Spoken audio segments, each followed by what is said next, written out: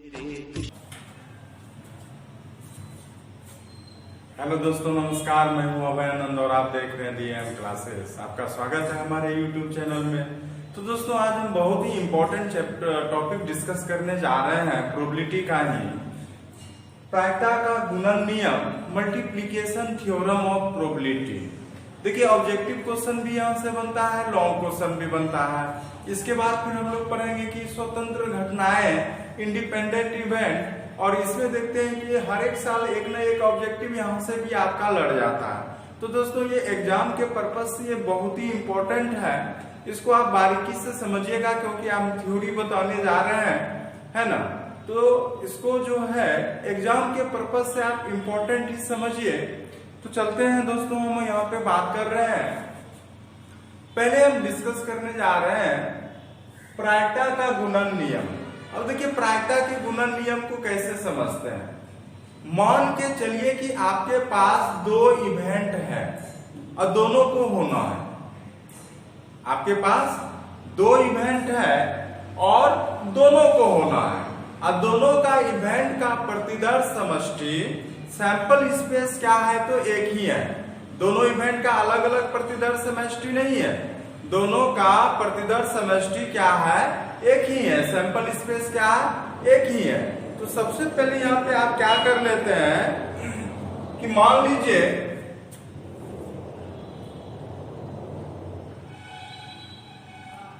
माना कि प्रतिदर्श समष्टि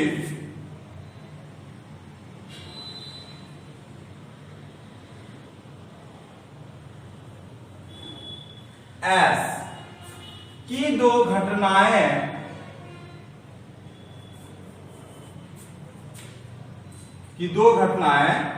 एक E है और क्या है, तो F है। देखिए दोस्तों, यहाँ पे दो घटना है और दोनों घटना को क्या होना है, एक साथ होना है। यहाँ पे दोनों घटना होना है ना। उसी आपको दो घटना भी हो सकता है, दो से अधिक भी घटना हो सकता है।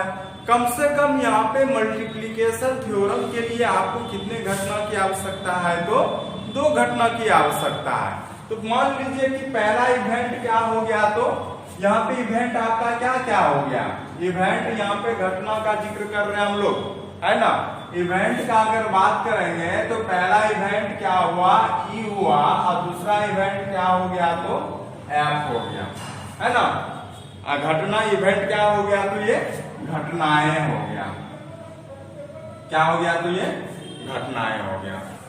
अब यहाँ पे देखिए कि मल्टीप्लिकेशन थ्योरम के अंतर्गत क्या होगा जब दोनों घटना होगा, है ना। तो यहाँ पे उसको किससे इंडिकेट करेंगे, तो देखिए यहाँ पे दोस्तों, अगर दोनों घटना को होना है, बात समझे कि यहाँ पे दोनों घटना को होना है, तो उसको क्या लिखेंगे हम लोग, E इंटरसेक्शन F, है ना। क्या लिखिएगा, E इंटरसेक्शन F, है ना। तो हिंदी और इंग्लिश वाला लिखते चलिएगा। यहाँ पे तो हम हिंदी में ही लिख दिए, कोई बात नहीं है, कभी इंग्लिश में लिख देते हैं। मान के चलिए, suppose two event have sample space S, है ना। Two event have sample space S, और यहाँ पे क्या है कि दोनों घटना को एक होना है, event E and have are occurred. तो यहाँ पे जो दोनों घटना हो रहा है, एक घटना E भी हो रहा है, E और F घटनाएं हो रही है ना। यहाँ पे कौन कौन घटना हो रहा है, E इंटरसेक्शन F, मतलब हो गया कि यहाँ पे E घटनाएं भी हो रहा है और साथ साथ कौन घटनाएं हो रहा है, तो F घटनाएं भी हो रहा है ना। ऐसे में इसका प्रोबेबिलिटी क्या होगा जब दोनों घटनाएं हो रहा हो, है ना। जब दोनों घटनाएं हो रहा हो, कौन कौन घटना है, एक ई घटना है और कौन तो एफ घटना है। तो हम यहाँ पे बात करेंगे दोस्तों, जब इसका प्रोबेबिलिटी निकालिएगा, देखिएगा क्या लिख रहे हैं, probability of E intersection F, probability of E intersection F. तो यहाँ पे क्या है कि यहाँ पे देखिए दोनों घटना हो रहा है, तो पहले कोई एक घटना घटेगा तो फिर क्या होगा, तो दूसरा घटना घटेगा, है ना। मान के चलिए कि पहले क्या घट रहा हो, ई घटना घट रहा हो। ऐसा भी नहीं कर सकते कि पहले ई घटना ही घट रहा हो। आपका क्या है कि पहले एफ घटना भी घट सकता है। तो अभी हम पहला कंडीशन में ये समझते हैं कि पहला जो कंडीशन हो रहा है उसमें कौन घटना घट रहा है, तो ई घटना घट रहा है ना। तो यहाँ पे देखिएगा दोस्तों, अगर सपोज ई घटना घट रहा हो, तो ई घटना जो घटेगा उसका तो कुछ ना कुछ प्रोबेबिलिटी होगा। मान के चलिए वो प्रोबेबिलिटी क्या है, पीई, प्रोबेबिलिटी ऑफ ई। अब देखिएगा दोस्तों, अब जो एफ घटना घट रहा है, अगर यहाँ पे पीई मल्टीप्लीकेशन, क्योंकि मल्टीप्लीकेशन थ्योरम पढ़ रहे हैं, तो यहाँ पे अगर आप पीएफ लिख दिए तो यहाँ पे दोस्तों गलती हो जाएगा, है ना। यहाँ पे पीएफ नहीं होगा। कहने का मतलब है कि probability of E intersection F equal to PE dot PF कर दिए, क्योंकि पहले बोले कि घटना अगर ई घट रहा है तो ई लिख दीजिए, है ना। चलिए घटना ई तो आप लिख दिए, फिर घटना एफ घट रहा है तो आप यहाँ पे घटना इवेंट एफ का प्रोबेबिलिटी लिख दीजिए। तो यहाँ पे ये चीज क्या हो गया, तो आपका गलती हो गया, है ना, यहाँ नहीं होगा। अब बताइए क्यों नहीं होगा। तो देखिएगा दोस्तों, ध्यान से समझना है इस बात को, क्योंकि यहाँ पे हमको यही समझाना है। अगर यहाँ पे ये चीज अगर कर दी है ना, तो ये मल्टीप्लिकेशन थ्योरम नहीं रह गया, यहाँ पे ये इंडिपेंडेंट हो गया, है ना। इसलिए इंडिपेंडेंट का चर्चा हम इसके बाद करेंगे कि इंडिपेंडेंट कब होगा, कैसे होगा, है ना। तो अभी हम इंडिपेंडेंट का बात नहीं कर रहे हैं। तो अभी हमने क्या बताया कि पीई डॉट पीएफ नहीं होगा, है ना। तो जो भी दोस्तों नहीं समझ में आया तो हम फिर से एक बार रिपीट कर रहे हैं उनके लिए कि यहाँ पे प्रायिकता का गुणन नियम हम डिस्कस कर रहे हैं, मल्टीप्लिकेशन थ्योरम ऑफ प्रोबेबिलिटी। मान के चलिए कि दो घटनाएं हो रही है और दोनों का सैंपल स्पेस क्या है, तो एक है ना। तो दोनों का सैंपल स्पेस क्या है, एक है। अब क्या है कि दोनों घटनाएं हो रही है तो उसको किससे दर्शाइएगा, तो ई इंटरसेक्शन एफ। तो ई इंटरसेक्शन एफ मतलब हो रहा है कि यहाँ पे घटना ई और एफ घटनाएं हो रही है, मतलब दोनों घटनाएं यहाँ पे हो रही है, ई और एफ दोनों घटनाएं हो रही है ना। अब उसका प्रोबेबिलिटी निकालिएगा, कब, जब दोनों घटनाएं हो रही है, ई इंटरसेक्शन एफ। तो E P of E intersection F. तो यहाँ पे हमने क्या बताया कि पहला घटना कुछ भी घट रहा हो, जैसे पहला घटना आपका ई घटा, तो उसका प्रोबेबिलिटी कितना हो गया, पीई हो गया। अब यहाँ पे दूसरा घटना क्या घटा, एफ, तो उसका प्रोबेबिलिटी कितना हो जाएगा, पीएफ। लेकिन यहाँ पे पीएफ नहीं आएगा।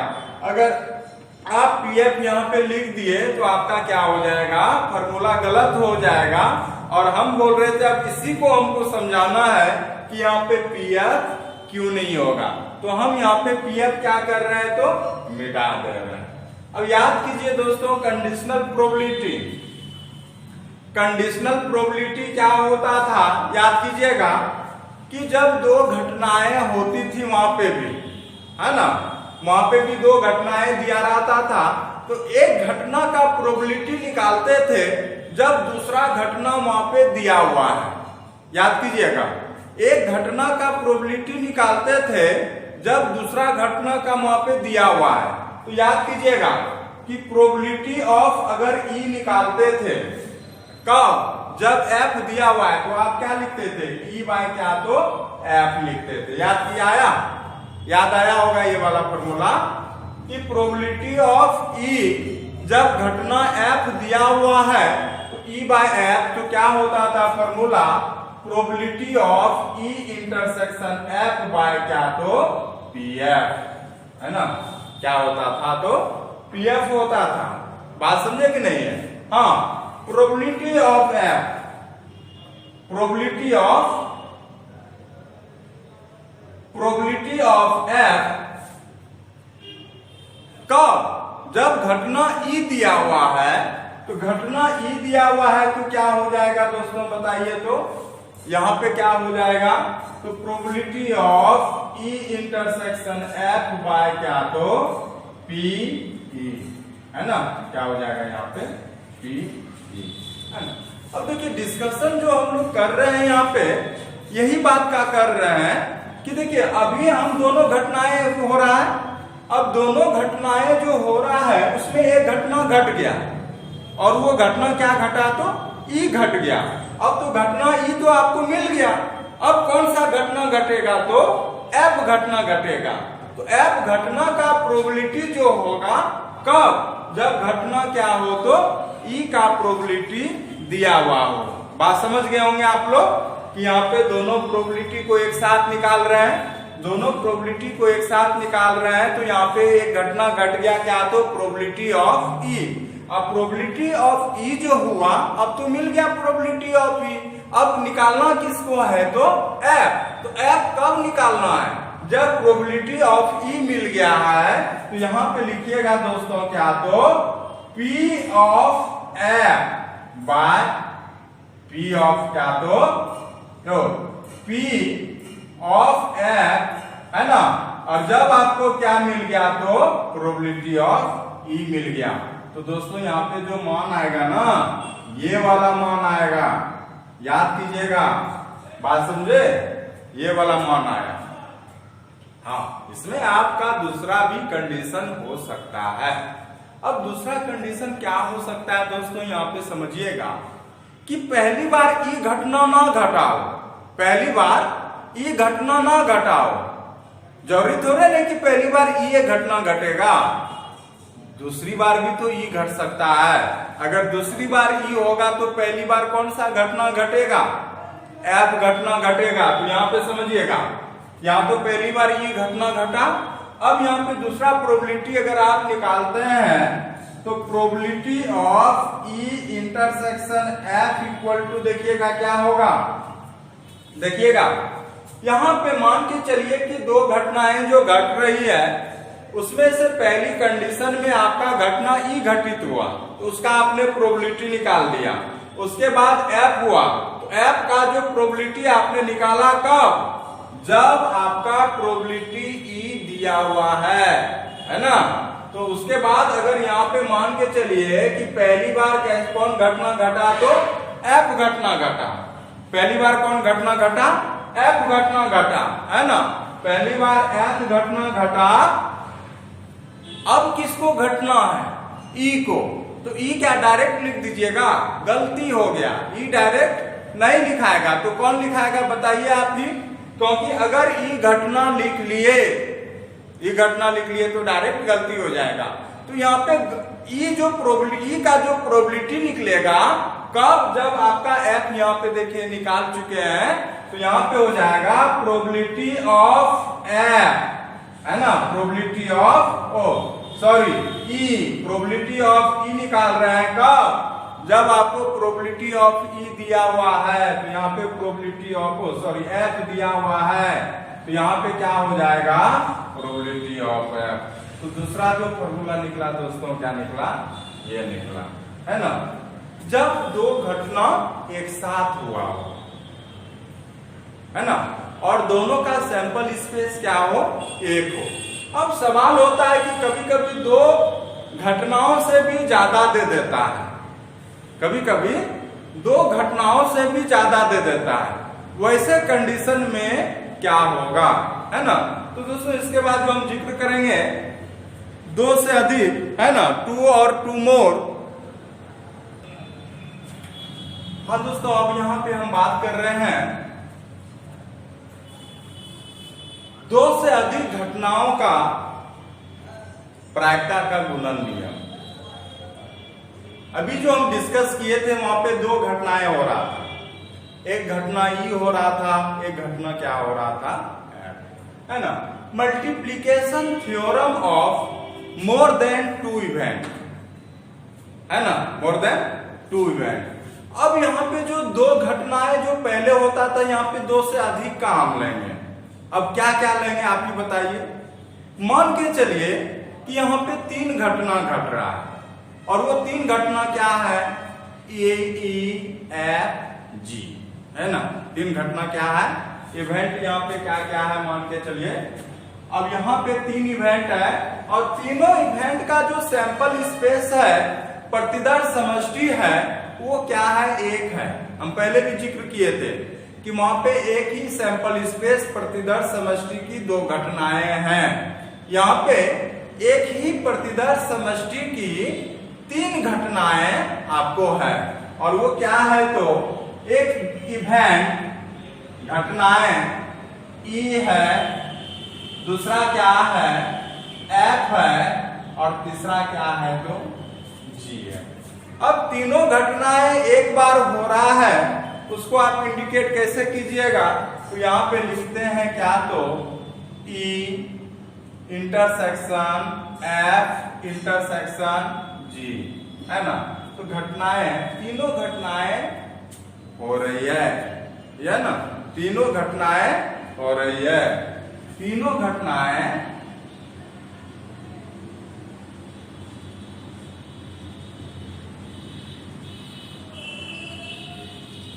सवाल ये उठता है कि अगर तीन घटनाएं होगा, इसका फॉर्मूला क्या बनेगा, है ना, इसका फॉर्मूला क्या बनेगा। बहुत ध्यान से देखिएगा दोस्तों, यहाँ पे हम जो फॉर्मूला लिखने जा रहे हैं, है ना, डायरेक्ट नहीं लिखेंगे क्योंकि डायरेक्ट तो आपको समझा के ही लिखेंगे, लेकिन आप अगर ध्यान से नहीं सुनिएगा तो फॉर्मूला समझ में नहीं आएगा कि हमने लिखा क्या है ना। तो फॉर्मूला को आपको समझने के लिए ध्यान देना पड़ेगा। और देखिएगा दोस्तों, probability of E intersection F intersection G, इसका मतलब हुआ कि जब तीनों घटनाएं घट रहा है उसका प्रोबेबिलिटी क्या होगा। चलिए पहला बार घटना क्या घट गया, ई, तो पहली घटना क्या हो गया, तो पीई, है ना, पहली घटना क्या हो गया, तो पीई। अब कौन सा घटना घटेगा, मान के चलिए कि एफ घटना घटेगा, है ना। ऐसे तो बदल बदल के आप कुछ भी लिख सकते हैं, लेकिन जो स्टैंडर्ड फॉर्मूला बनेगा तो हम उसी का जिक्र करेंगे ना। तो पहली घटना कौन घटा, तो ई घटा।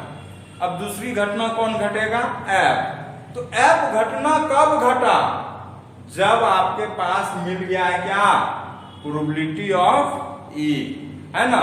जब घटना ई का प्रायिकता आपको मिल गया है तो दूसरा जो यहाँ पे केस आएगा, पी प्रोबेबिलिटी ऑफ एफ, कब, जब घटना ई मिल गया हो तो यहाँ पे प्रोबेबिलिटी ऑफ एफ बाय क्या हो जाएगा, ई हो जाएगा, है ना।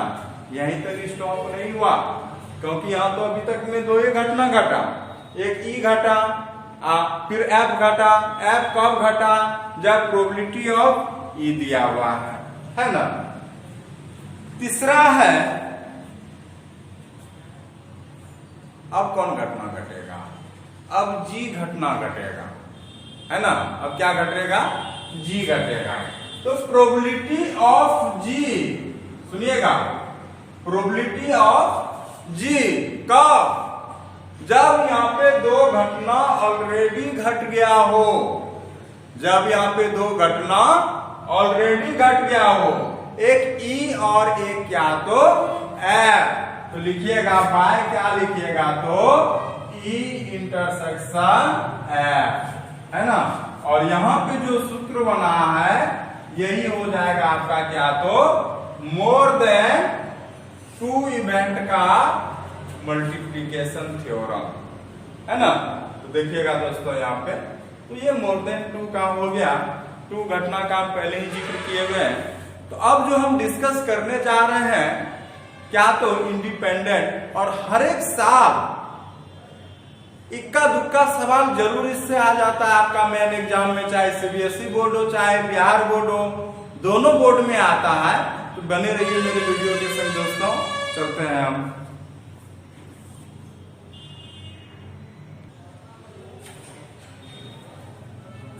दोस्तों हम बात कर रहे हैं बहुत ही इंपॉर्टेंट टॉपिक, इंडिपेंडेंट इवेंट। पहले हम लोग डिपेंडेंट पे पढ़ते थे, अब बोलिए कैसे। तो कंडीशनल प्रोबेबिलिटी जो आप पढ़ते थे, याद कीजिएगा, जब प्रोबेबिलिटी ऑफ ई निकालते थे कब, जब प्रोबेबिलिटी ऑफ एफ दिया रहता था। प्रोबेबिलिटी ऑफ एफ निकालते थे कब, जब प्रोबेबिलिटी ऑफ ई दिया रहता था। तो वो एक दूसरे पे क्या रहता था, डिपेंड रहता था। लेकिन यहाँ पे हम इंडिपेंडेंट की बात कर रहे हैं, जो स्वतंत्र है, जो एक दूसरे पे डिपेंडेंट नहीं है ना। तो यहाँ पे जो है हम बात करेंगे क्या, तो कि स्वतंत्र घटनाएं कब कहलाएंगे।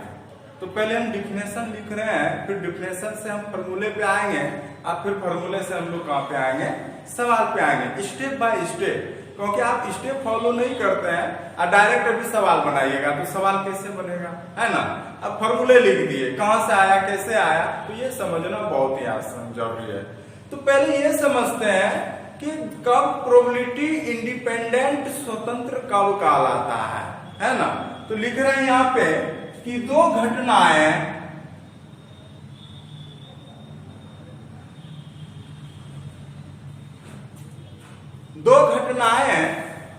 स्वतंत्र होती है, ई एंड एफ,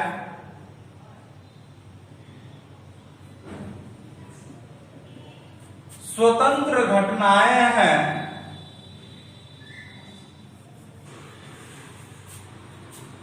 होती है जब, है ना, टू इवेंट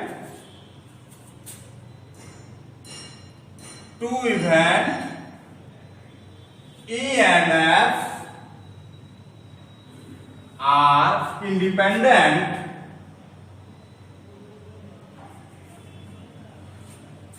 when, देखिए दोस्तों क्या कंडीशन है, probability of E by F, E by F मतलब यहां पे क्या है, ये कंडीशनल प्रोबेबिलिटी। तो यह डिपेंडेंट है। जब ये डिपेंडेंट नहीं होगा किस पर, एफ पर, तो इसका मतलब यहां पे क्या हो जाएगा, प्रोबेबिलिटी ऑफ ई के बराबर हो जाए। सुनिएगा, यहां पे समझिएगा बात को। आप क्या पढ़ रहे हैं, स्वतंत्र घटना है, इंडिपेंडेंट इवेंट। तो दो घटनाएं ई और एफ स्वतंत्र घटनाएं कहलाएगी, इंडिपेंडेंट इवेंट कहलाएगा जब ई बाय एफ। ई बाय एफ मतलब क्या हुआ, probability of E bye F मतलब क्या है कि प्रोबेबिलिटी ऑफ ई कब, जब प्रोबेबिलिटी ऑफ एफ दिया हुआ है। तो यहां पे तो डिपेंडेंट नहीं है, इंडिपेंडेंट है। इंडिपेंडेंट है तो इसका मान कब हो जाए, प्रोबेबिलिटी ऑफ ई के बराबर हो जाए, मतलब एफ पे डिपेंड ना हो। या दूसरी भाषा में समझेंगे, एक कंडीशन ये हो गया, है ना। देखिएगा ऑब्जेक्टिव सवाल भी यहां से निकलेगा, या कहेंगे कि probability of F by E equal to, यहां पे प्रोबेबिलिटी ऑफ एफ कब, जब प्रोबेबिलिटी ऑफ ई दिया हुआ है, लेकिन यहाँ पे तो आपका डिपेंडेंट है, ये इंडिपेंडेंट लाना है। तो इसका मतलब है कि इसका मान जो है वो किसके बराबर होना चाहिए, तो प्रोबेबिलिटी ऑफ एफ के बराबर होना चाहिए।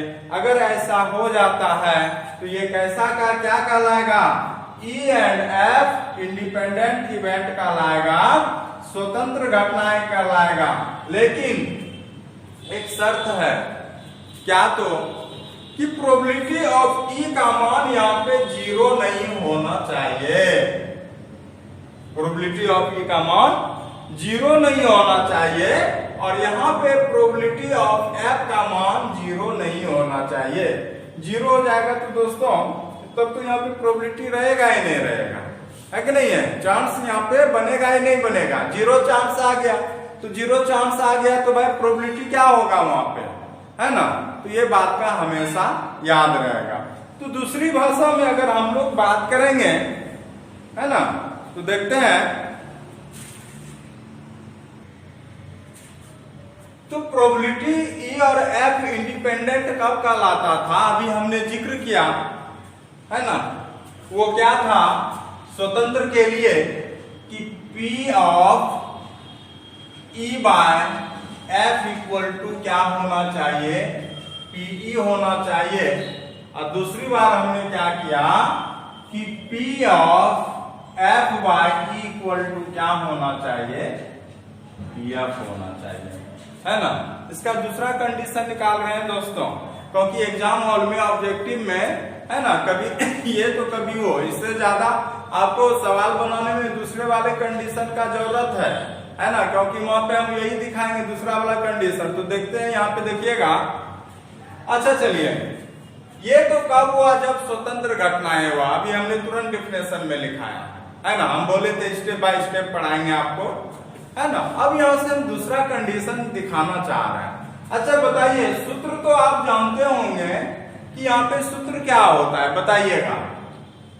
Probability of E intersection F by, यहाँ पे क्या हो जाएगा, नीचे F है तो F प्रोबेबिलिटी ऑफ F हो जाएगा, I इक्वल टू क्या हो जाएगा, तो प्रोबेबिलिटी ऑफ E हो जाएगा, है ना? यहाँ पे अगर बात करेंगे probability of E intersection F तो हो जाएगा probability of E into probability of F, है ना? इसका मतलब है, सुनिएगा,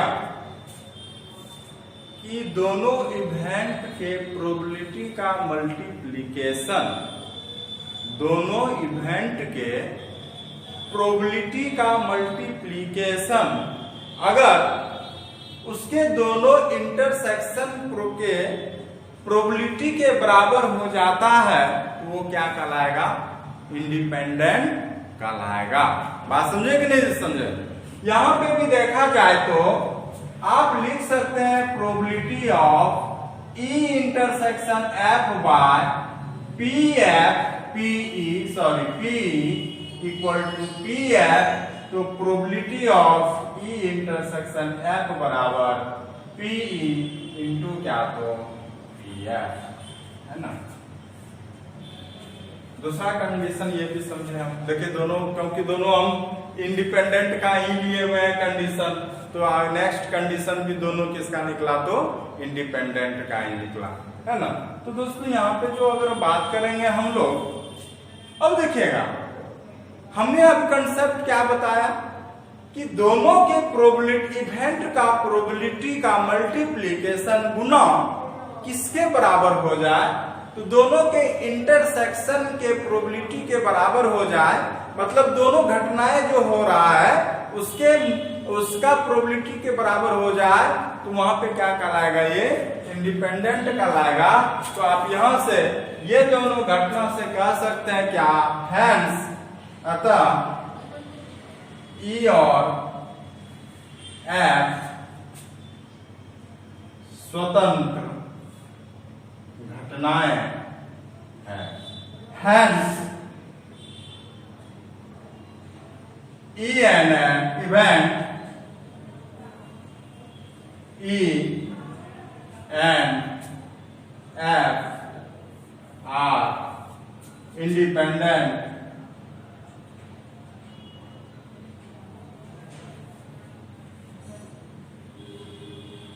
event।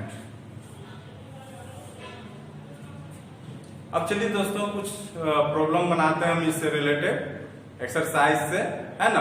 आप लोग देखिए एक्सरसाइज के साथ साथ आप लोग एग्जाम्पल को भी देखा कीजिए, है ना?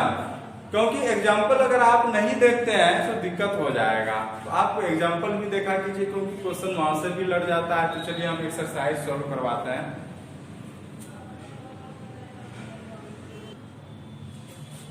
देखिए दोस्तों, प्रॉब्लम कहता है, पहला एक्सरसाइज 30.2 का पहला प्रॉब्लम कि आपको यहाँ पे PA का मान दिया हुआ है, PB का मान दिया हुआ है, अब प्रॉब्लम ही कहता है, क्योंकि आप जब एक्सरसाइज बनाते हैं तो बुक सामने लेके बैठा कीजिए, क्वेश्चन हम नहीं लिख रहे हैं, है ना। ए और बी जो है वो क्या है, स्वतंत्र घटनाएं हैं। A and B are independent event, है ना। तो कहता है यहाँ पे क्या, तो probability of A intersection B का मान ज्ञात कीजिए, इसका मान ज्ञात कीजिए। कैसे होगा दोस्तों, तो याद कीजिए जब दो कंडीशन आपको यहाँ पे स्वतंत्र घटनाएं इंडिपेंडेंट इवेंट के लिए क्या क्या दिया हुआ था, आप ही बताइए। तो लिखेंगे यहाँ पे यदि ए और बी दो घटनाएं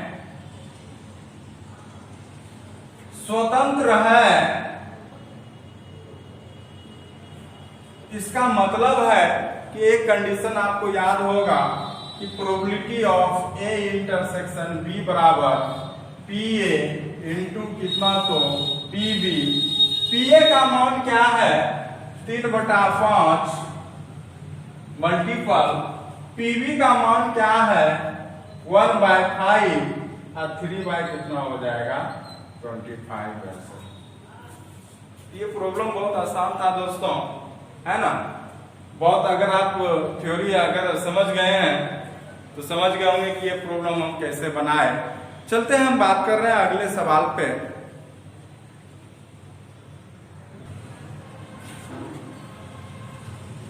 चलिए दोस्तों, हम अगला सवाल की बात कर रहे हैं, सेकंड नंबर का। प्रॉब्लम हम बोर्ड पे नहीं लिख रहे हैं क्योंकि बहुत समय लगेगा, सवाल भी बहुत लॉन्ग क्वेश्चन दिया रहता है, तो आप लोग बुक लेके बैठा कीजिएगा, है कि नहीं है। देखिए सवाल कहता है कि 52 पत्तों की एक गड्डी में से यादृच्छा बिना प्रतिस्थापित किए 2 पत्ते निकाले गए। सुनिएगा, कार्ड में कितना टोटल पत्ते 52, उसमें से आप बिना प्रतिस्थापित विदाउट रिप्लेसमेंट, है ना, आप क्या कर रहे हैं विदाउट रिप्लेसमेंट, बिना प्रतिस्थापित किए उससे आप 2 पत्ती निकाल रहे हैं। दोस्तों यहीं पे समझने का बात है ना। अब यहाँ पे आप क्या समझिएगा,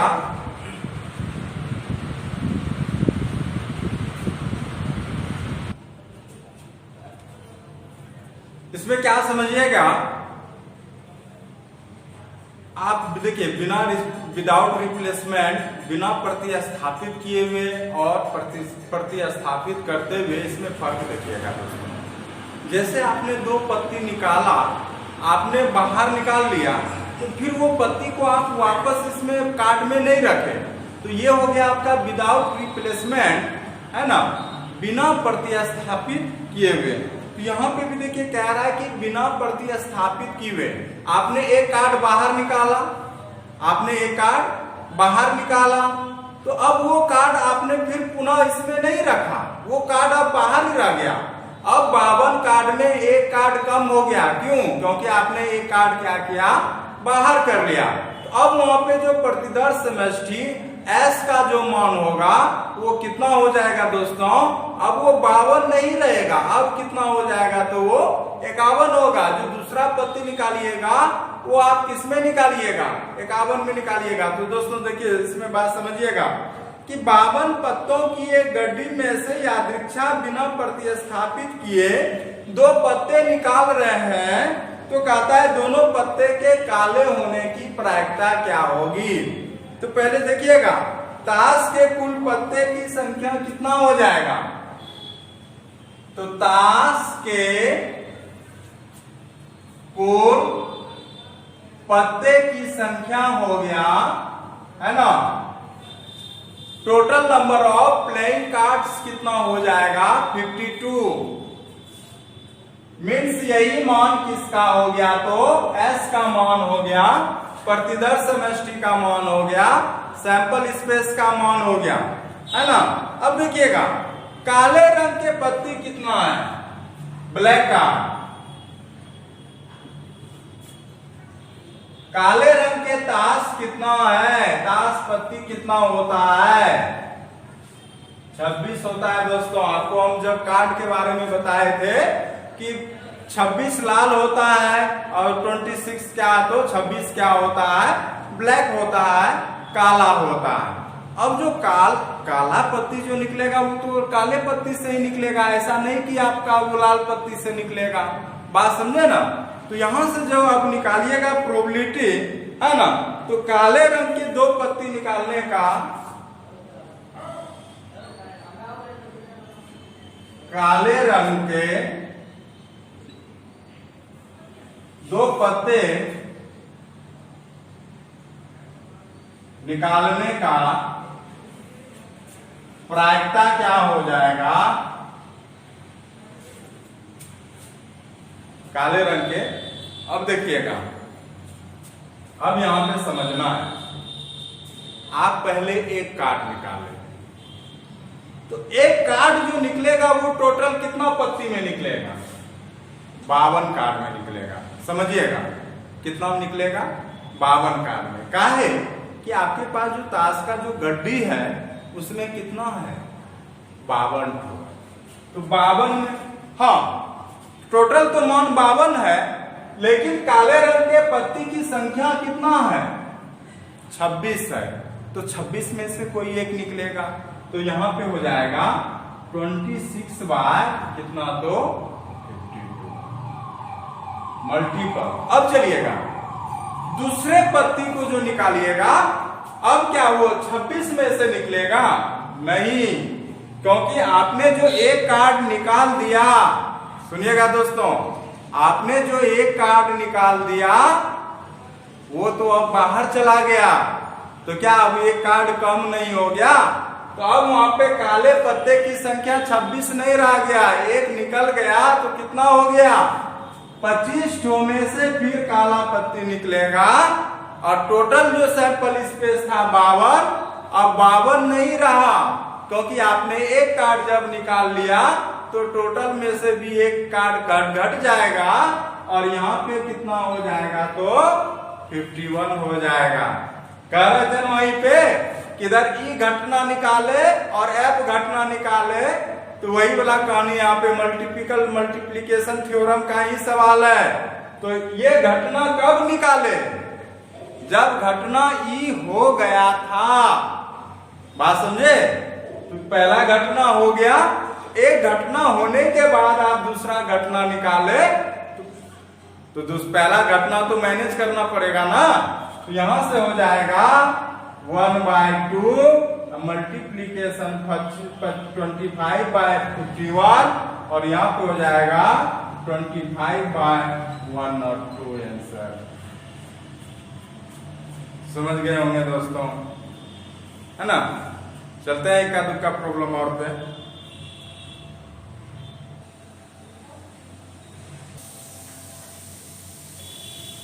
आइए दोस्तों, प्रॉब्लम नंबर 3 की बात कर रहे हैं।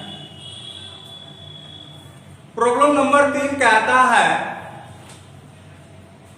कि संतरों के एक डिब्बे का निरीक्षण, उसमें से 3 संतरे को यादृच्छा बिना प्रतिस्थापित किए हुए निकाल रहे हैं। यादृच्छा व रैंडमली एक के बाद एक निकाल रहे हैं, बिना प्रतिस्थापित किए हुए निकाल रहे हैं। मतलब जिसको टोकरी से एक बार आप बाहर निकाल लिए तो वो बाहर ही रहेगा, फिर भीतर आने वाला नहीं है ना। तीनों संतरे निकाले गए हैं, अच्छे हो तो डिब्बे की बिक्री के लिए स्वीकृति किया जाता है, अन्यथा अस्वीकृत किया जाता है। तो कहता है एक डिब्बों में 15 संतरे हैं, जिसमें से 12 अच्छे और 3 खराब है। तो कहता है कि बिक्री के लिए स्वीकृत होने की प्रायिकता क्या होगी, बिक्री के लिए स्वीकृत होने की प्रायिकता क्या होगी।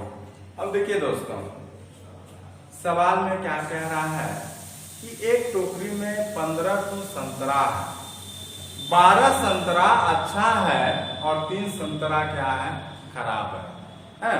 तो फिर कहता है कि उसको जब बेचने के लिए जाता है तो तीन जो निकालता है उससे संतरा, वो तीनों क्या होना चाहिए, अच्छा होना चाहिए, तभी उसको स्वीकृति के लिए परमिशन मिलता है कि हाँ आप बेच सकते हैं।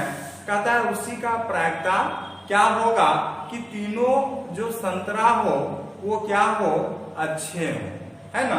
अब देखिएगा, मान के चलिए कि यही संतरा है, आपको हम फिगर बनाते हैं बस समझाने के लिए, आप फिगर नहीं भी बनाइएगा तो चलेगा। अब इसमें देखिए क्या है कि टोटल जो है कि 15 संतरा है, जिसमें से 12 संतरे क्या है, अच्छे हैं, और 3 संतरे क्या है तो खराब है।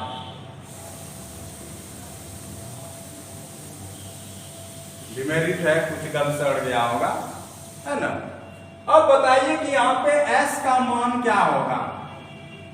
S बराबर हो गया कुल संतरे, कुल संतरे यहां पे हो गया कितना तो 15 हो गया, है। अब बताइएगा कि तीनों अच्छे संतरे का प्रोबेबिलिटी क्या होगा। तीनों अच्छे संतरे निकलने का प्रायिकता क्या होगा दोस्तों, बताइए। जो अच्छा संतरा निकलेगा वो कहां से निकलेगा, 12 से निकलेगा कि 3 से निकलेगा। आप सोचिए, हम खराब की बात नहीं कर रहे हैं, हम अच्छा संतरा की बात कर रहे हैं। पहला अच्छा संतरा निकला, ऐसा भी हो सकता है कि खराब संतरा निकला। खराब संतरा निकला तो आप फिर टोकरी में रख दिए, फिर आप निकाले, फिर खराब निकल गया, फिर उसको टोकरी में रख लिए। लेकिन जैसे ही अच्छा संतरा निकला, टोकरी में नहीं रखे, उसको कहां रखे तो बाहर कर लिए।